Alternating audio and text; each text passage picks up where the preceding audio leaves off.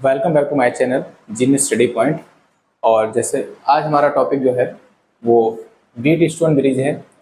और व्हीटस्टोन ये ब्रिज अभी हम लोग ने किरचॉफ लॉ पढ़े थे जिसमें 2 नियम पढ़े, उसी से हम इस सॉल्व को सॉल्व करते हैं। थोड़ी सी अगर डिटेल देते हैं इसमें अलग, तो जो एक ब्रिटिश साइंटिस्ट हैं व्हीटस्टोन, ठीक, उन्होंने एक ऐसा अरेंजमेंट तैयार किया जिससे हम लोग क्या करते हैं, जिससे अननोन रेजिस्टेंस को फाइंड आउट किया सकता है। तो यहाँ पे जो आप देखेंगे सर्किट में वो 4 रेजिस्टेंस लगे हुए हैं, ठीक है।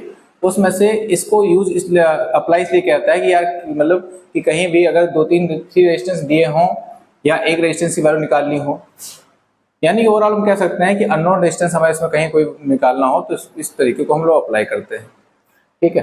तो अगर हम इस सर्किट को देखते हैं तो यहाँ पे आप देखें कि सबसे पहले तो सर्किट में हमें यहाँ पे मिल रहा है पोटेंशियल, ठीक है।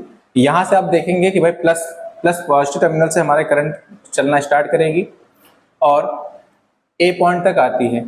ए पॉइंट के बाद ये जो आई हमारी करंट है वो 2 भागों में स्प्लिट हो जाती है, बढ़ जाती है। एक हो जाती है I1 और एक I2 हो जाती है, ठीक। और उसके आगे जैसे हम लोग बढ़ेंगे, यहाँ पे रेजिस्टेंस लगा हुआ है P और यहाँ पे रेजिस्टेंस लगा है R। उसके बाद यहाँ पॉइंट B पे आते हैं और यहाँ पे D पे, तो एक देखेंगे, एक यहाँ पे गैल्वानोमीटर जोड़ा गया है। अब ये गैल्वानोमीटर यहाँ पे वर्क ये होता है कि आप गैल्वानोमीटर का वर्क पहले भी आपको शायद पता हो। गैल्वानोमीटर क्या करता है, किसी भी सर्किट में तब जुड़ा आता है कि उस सर्किट में पता करने के लिए करंट का डिफ्लेक्शन है कि नहीं, यानी कि एक तरीके से करंट को डिटेक्ट करता है कि सर्किट में करंट है कि नहीं। तो यहाँ पे आप देख रहे हैं एक टर्म्स लिखा गया IG बराबर 0। तो कहने का मतलब क्या है कि इस वाले सर्किट या इस वाले जो है गैल्वानोमीटर में हम इसको इस तरीके से सेट करते हैं कि IG करंट क्या हो जाए, 0 हो जाए। इसको इसलिए किया आता है, जब IG करंट 0 हो जाएगा तो ये एक बैलेंस कंडीशन में बन जाता है। और इनको हम लोग इस सर्किट को बैलेंस कंडीशन में करने के बाद ही इस पे हम लोग क्वेश्चन भी करते हैं। तो आगे हम अगर देखते हैं तो यहाँ देखते हैं ए से करंट चलना स्टार्ट होती है और आगे यहाँ पे आती है और यहाँ पे इस वाले में करंट क्या होगी भाई, IG 0 है, ठीक है। यहाँ पे यानी कि जो करंट होगी वो 0 होगी, इस तरह सेट किया जाएगा। ऐसा नहीं कि सेट होती ही है 0, ऐसा नहीं है, क्योंकि करंट का डिटेक्शन रहेगा ना, पर हमको तब तक सेट करते हैं ना जब तक IG करंट 0 ना हो जाए, नहीं तब तक ये सुई की मूवमेंट ये अब मूवमेंट करती रहेगी। पर हमें जब तक IG 0 ना हो जाए तब तक उसको हम सेट करते रहेंगे। जब IG 0 हो जाएगा, सर्किट हमारा बैलेंस कंडीशन में हो जाएगा, तब इसको हम लोग सॉल्व करते हैं। तो हम जब यहाँ आगे आते हैं तो ये देखते हैं कि IG 0 हो गई, तो IG 0 मतलब क्या, यहाँ से करंट जाएगी नहीं। और ये पूरा ही सर्किट आप देखिए क्लोज में है, ठीक है। एक की यहाँ लगी, एक की यहाँ लगी हुई है। और इसके बाद क्या करते हैं, करंट जब यहाँ पे अगर करंट यहाँ जाएगी नहीं तो करंट कहाँ जा रही होगी, B से C में जाएगी। और करंट भी देखें, जैसे ही हमने क्या किया, की को टैप की, K1 के को टैप की, यानी कि बटन को स्विच को जोड़ा, की को टैप कर दिया। उसके बाद करंट यहाँ I से स्टार्ट हुई, यहाँ से 2 भागों में स्प्लिट होती है, I1 और I2 में। और यहाँ पे आने के बाद देखते हैं कि IG करंट 0 है, यानी कि इस वाले में करंट हमारे पास जो है वो 0 करंट है। तो जो I1 करंट थी वही I1 करंट क्या होगी, Q वाले रेजिस्टेंस में होगी, यानी Q वाले रेजिस्टेंस होते हुए वही I1 करंट होगी। जो करंट P में थी वही करंट क्या हो जाएगी, Q में, क्योंकि यहाँ करंट नहीं जा रही, नहीं तो जंक्शन मिल रहा था, 2 भागों में डिवाइड होना था। पर IG 0 यानी करंट यहाँ नहीं जाएगी, तो करंट क्या जा रही है यहाँ पर। तो जो करंट हमारे पास I1 P यहाँ P वाले रेजिस्टेंस मिल रही है, वही करंट हमको क्या मिलेगी, I1 Q में मिलेगी, Q रेजिस्टेंस से मिलेगी। सेम उसी तरीके से ये I2 करंट यहाँ तक आ रही है और ये भी क्या करेक्ट करेगी, सर्किट पूरा क्लोज रहेगा। पर यहाँ पे क्या IG 0 है तो करंट का जार मूवमेंट यहाँ पे नहीं होगा। तो यहाँ से करंट आने के बाद क्या होगा, करंट यहाँ से जाएगी S होते हुए, S रेजिस्टेंस को होते हुए C तक पहुंचती है। तो देखें जो करंट हमारे पास I2 यहाँ आ रही थी वही करंट क्या होगी, इसमें भी होगी, ठीक है। और यहाँ पे लास्ट में मिलने के बाद ये I बन जाएगी, ठीक है। तो इस पूरे सर्किट में हमको कुछ चीजें ध्यान रखनी है। सबसे पहले तो पूरा सर्किट क्या होना चाहिए, क्लोज होना चाहिए। दूसरी बात, हमारे पास हमको गैल्वानोमीटर को इस तरह प्रॉपर्ली सेट करना है कि वहां पर जो IG करंट हो जाए वो 0 हो जाए। तो उस कंडीशन में हमारा सर्किट होता है बैलेंस कंडीशन में, तब इसके हम लोग इस क्वेश्चन को वगैरह के हम लोग अप्लाई करते हैं। यदि एग्जाम में कभी आप देखते हैं वहां पे ऐसा कुछ दिया हो आपको 0, यहाँ पे जो सर्किट दिया हो वहां पे IG करंट 0 ना दिया गया हो, 10 ओम 5 ओम करके क्वेश्चन दे दिया जाता है, यहाँ पे रख देते हैं और वहां बोल देते हैं कि 10 ओम रेजिस्टेंस में करंट क्या है, 0 है। यदि ऐसा नहीं होता है, बोल देते हैं कि भाई इस सारे इसमें भी करंट आपको दिखाई दे कि यहाँ पे 10 एम्पियर है या इतनी एम्पियर करंट है, कुछ भी बता देते हैं, डाटा देते हैं, तो वो कंडीशन क्या रहेगी, बैलेंस नहीं रहेगी। और जब तक सर्किट बैलेंस नहीं रहेगा, व्हीटस्टोन ब्रिज बैलेंस में नहीं रहेगा, तब तक हम उसको सॉल्व नहीं कर सकते। ठीक है, तो हम लोग इसको सॉल्व करेंगे बाय किरचॉफ के वोल्टेज लॉ से। तो हम यहाँ पे देखते हैं एक लूप बनना है ए बी डी ए। ठीक है, तो हम ले लेते हैं according to Kirchhoff voltage law यानी कि KVL। ठीक है, तो यहाँ पे हम देखते हैं लूप देखेंगे। पहला लूप हम देख रहे हैं ए बी डी ए,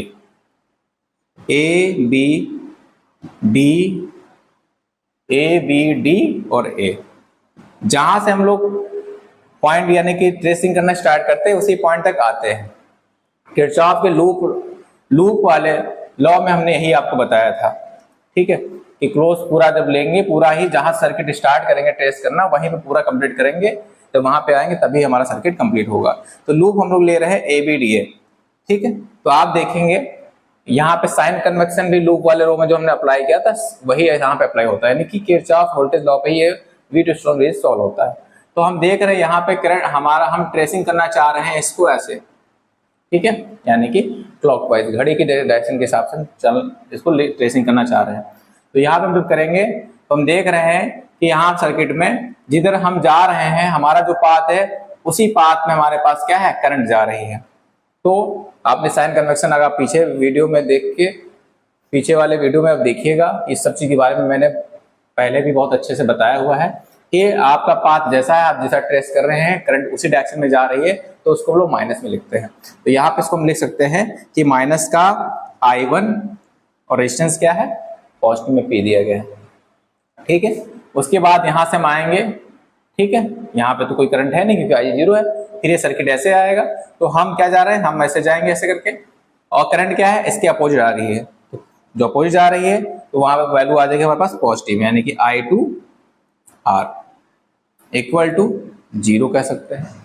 ठीक है, तो इनको हम अलग टर्म में लिखे तो हम कह सकते हैं कि I1P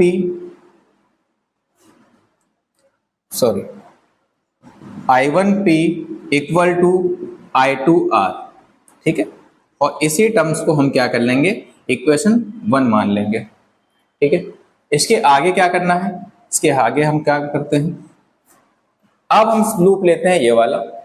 ठीक है, सेकंड लूप, इसमें 2 लूप दिख रहे हैं ना। अब सेकंड लूप लेंगे, लूप BCDB, यानी कि अब लूप लेते हैं। ठीक है, लूप BCDB। ठीक, अगेन हमको क्या लगाना है, KVL लगाना है। ठीक है, अगेन हमको क्या लगाना है, KVL लगाना है, किरचॉफ वोल्टेज लॉ को अप्लाई करना है। तो हम देखेंगे कि हम किधर से उसका देख रहे हैं कि हम सर्किट में जा रहे हैं, इसको ट्रेसिंग कर रहे हैं, तो हम जिस डायरेक्शन में जा रहे हैं उसी डायरेक्शन में करंट जा रही है। तो यहां से हम लिख लेंगे कि ये आएगा माइनस का I1Q, और फिर यहां तक आने के बाद आगे बढ़ेंगे तो यहाँ पे देख रहे जिधर हम जा रहे हैं करंट इसके अपोजिट आ रही है, तो हम लिख लेंगे इसको प्लस का I2S इक्वल टू 0। इसको भी हम लोग क्या कर सकते हैं, लिख सकते हैं अच्छे तरीके से, इस तरीके से कि I1Q इक्वल टू I2S, ये S है। ठीक है, इसको मान लेते हैं सेकंड इक्वेशन। ठीक है, पहली इक्वेशन ये बनी हुई है, सेकंड इक्वेशन ये बनी हुई है। अब क्या करना है, इन दोनों क्वेश्चन को आपस में डिवाइड कर देते हैं। ठीक है, इक्वेशन 1 एंड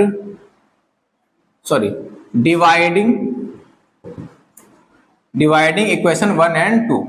ठीक है, जब डिवाइड कर देंगे दोनों इक्वेशन को तो हम देखेंगे कि आप लिख सकते हैं इसको I1P बराबर I2R, सेकंड वाले में क्या बनना है, I1Q इक्वल टू I2S। जब इनको हम पूरा टर्म्स डिवाइड कर देंगे तो हमारा I1 यहाँ कट जाएगा, I2 यहाँ कट जाएगा, तो हमें मिल जाएगा P/Q बराबर R/S। और ये हमारी क्या होती है, बैलेंस कंडीशन होती है। ठीक है, ये क्या होती है, ये बैलेंस कंडीशन होती है। इस तरीके से हम लोग क्या करते हैं, इसको सॉल्व करते हैं। और ये हमारा क्या है, बैलेंस कंडीशन में है। ठीक है, या हमारे पास व्हीटस्टोन ब्रिज जो है वो बैलेंस कंडीशन में है। तो जब इसके न्यूमेरिकल हम मिल लेंगे तो न्यूमेरिकल में क्या होगा, अब इनमें से अगर हमें क्या एक भी रेजिस्टेंस यहाँ पे निकालने को मिल रहा है, ठीक, एक अगर हम अननोन रेजिस्टेंस कोई दे दे, अब फॉर एग्जांपल आप मान लीजिए कि आपके पास क्या दे दिया जाए कि पी रेजिस्टेंस आपको पूछ लिया है कि पी रेजिस्टेंस बताइए कितना हो, और बाकी रेजिस्टेंस आपको दिए जाए, तो आप फॉर्मूला क्या अप्लाई करेंगे कि सर पी हमें निकालना है और ये आर अपॉन एस है, और ये जो क्यू हमारे पास डिवाइड में है वो कहाँ चला जाएगा, इनटू में चला जाएगा। तो आप कह सकते हो कि आर क्यू अपॉन एस। इससे करके हम लोग क्या करेंगे, पी वाले रेजिस्टेंस को निकाल लेंगे। तो ये मैं ऐसे कंडीशन दे रहा हूं कि न्यूमेरिकल जब सॉल्व करना हो तब ऐसे करेंगे। और इसी के एप्लीकेशन पे आप देखते हैं मीटर ब्रिज आते हैं, और उस पर मीटर ब्रिज होता है जिसमें कुछ क्वेश्चंस होते हैं। ठीक है, तो अभी आप व्हीटस्टोन पे देखें जो हम टॉपिक बता रहे थे, इससे हम क्या कर सकते हैं, अननोन रेजिस्टेंस को फाइंड आउट कर सकते हैं। तो न्यूमेरिकल जब आपको पास ऐसा मिले तो आप इस फॉर्मूले को अपने अकॉर्डिंग से चेंज कर लीजिए, और उससे वहां पर हम लोग अननोन रेजिस्टेंस को फाइंड आउट कर पाएंगे। ठीक, तो आगे हमारे पास जो व्हीटस्टोन टॉपिक मैंने भी पढ़ाया उसी से रिलेटेड एक मैंने क्वेश्चन लिया है, जिसमें है if current through the 10 ohm resistance is 0। तो कैलकुलेट करना है हमें, क्या कैलकुलेट करना है, वैल्यू ऑफ एक्स और करंट इन 4 ओम रेजिस्टेंस, यानी 4 ओम रेजिस्टेंस में करंट कितनी है निकालना है। तो ऐसे क्वेश्चन को करने के लिए हम लोग पहले इस सर्किट को क्या करेंगे, व्हीटस्टोन के फॉर्मेशन में लाके सॉल्व करेंगे। हाँ, तो हम इस क्वेश्चन को, इस सर्किट को इस फॉर्मेशन में भी क्या कर सकते हैं, रखेंगे, तब जाके हमारा क्या होगा, हम सॉल्व कर पाएंगे। तो यहाँ पे आप देखें सर्किट को कि 3 ओम, ये 6 ओम, और क्वेश्चन में ये कह रहा था कि 10 ओम रेजिस्टेंस में क्या है, करंट 0 है। तो ये हमारा ये आईजी वाला जो हम करते थे, तो आईजी भी समझाया था ना कि आईजी बराबर 0, उस 10 वाले ओम में जो 10 ओम वाला रेजिस्टेंस है उसमें करंट क्या है, 0 है। और हमारे पास x और ये हमारे पास 12 हो गया, और एक्सटर्नल में लास्ट में दिया गया 4 ओम रेजिस्टेंस, तो ये हमें दिया गया पोटेंशियल, जो बैटरी दी गई।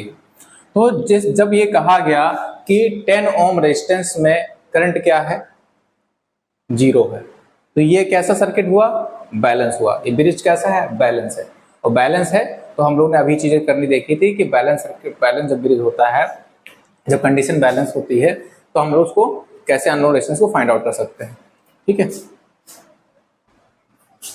तो हम लोग इसको सॉल्व करेंगे। यहाँ पे सबसे पहले निकालेंगे क्या, x की वैल्यू निकालेंगे। ठीक है, हाँ, तो ये जो सर्किट हमारा क्या है, बैलेंस है, तो इसको हम लोग क्या कर सकते हैं, P upon Q R upon S बराबर से हम लोग जो भी कंडीशन बनाए थे उससे इसको सॉल्व कर सकते हैं।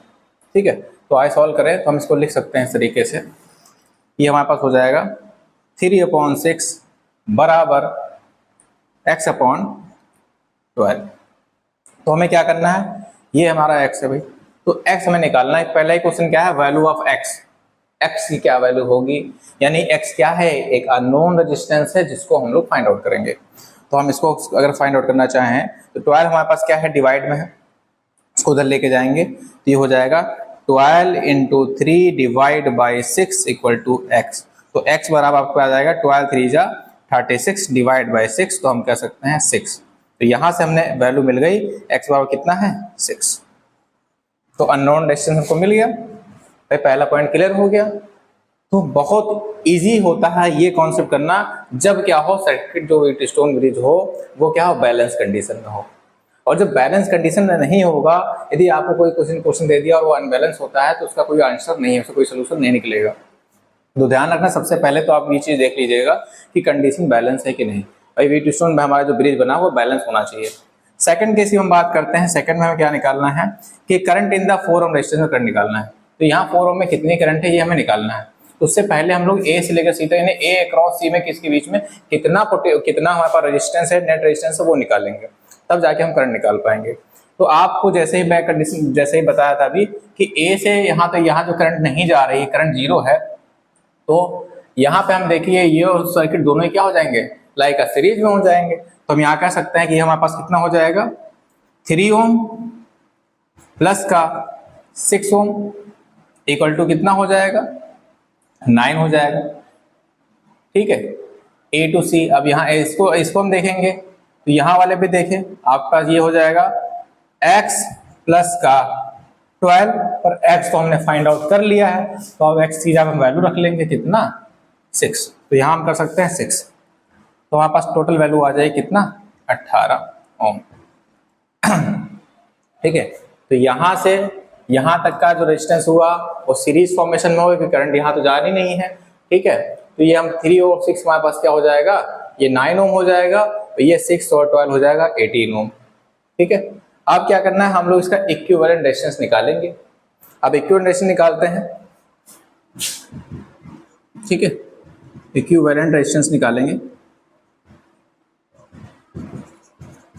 इक्विवेलेंट रेजिस्टेंस की बात करते हैं तो यहाँ पास हो जाएगा, दोनों ही कैसे हो जाएंगे, आप ये आपस में पैरेलल फॉर्म में हो जाएंगे। तो इसको हम लिख सकते हैं 1/9 प्लस का 1/18। ठीक है, तो इसको हम लिख सकते हैं कितना, ये 18 हो जाएगा प्लस 9 हो जाएगा, और यहाँ पे 9 इंटू 18, तो यहाँ से सॉल्व करते हैं तो ये हो जाएगा 27, और 18 9 जा कितना होता है, 18 9 जा मल्टीप्लाई कर लेते हैं भाई। 18 9 जा बात करते हैं तो 18 और 9, तो यार 9 8 जा 72, 2 आ गया 7, 9 1 जा 9 और ये 7 16 हो गया, 162 हो जाएगा। ठीक है, तो 162 हम यहाँ करें, इसको सॉल्व करें तो हम यहाँ इक्विवेलेंट रेजिस्टेंस निकालेंगे। ठीक है, तो हम इसको कह सकते हैं, ये आ जाएगा हमारे पास कितना 162 डिवाइड बाई 27। ठीक है, यहाँ पे इसको 162 कर लीजिए। तो इसको हम डिवाइड करें, तो इसको जब हम लोग डिवाइड करते हैं तो वैल्यू हमको मिल जाएगी 6। ठीक है,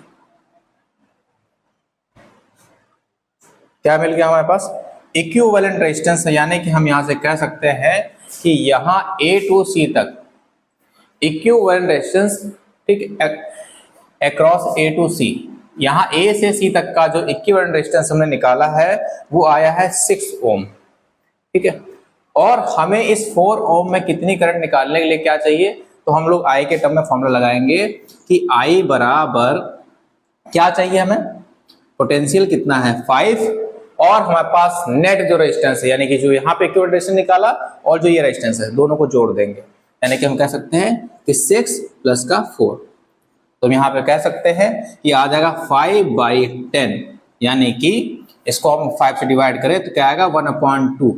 ठीक है, 1/2 एम्पियर। ठीक, तो हम यहाँ से कह सकते हैं कि 4 ओम वाले रेजिस्टेंस में करंट कितनी होगी, 1/2 होगी, जिसको आप 0.5 एम्पियर भी लिख सकते हैं कि सर जो यहाँ पे 4 ओम वाले रेजिस्टेंस में करंट जो होगी वो कितनी हो जाएगी, 0.5 एम्पियर की करंट हो जाएगी। ठीक है, तो यहाँ से हम लोग ने क्या किया, दोनों चीजें निकाल ली हैं, आप इसको अच्छे से देख लें।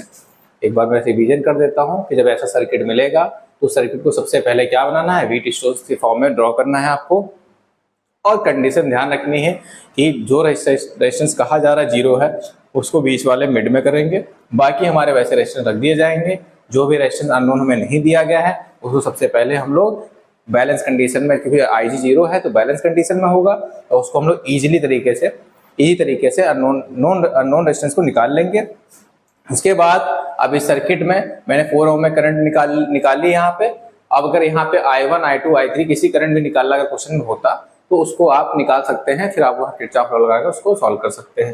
ठीक है, तो ठीक है, आपको समझ में आया है वीडियो, तो उसको वीडियो को शेयर करिए, सब्सक्राइब करिए चैनल को। Thank you so much.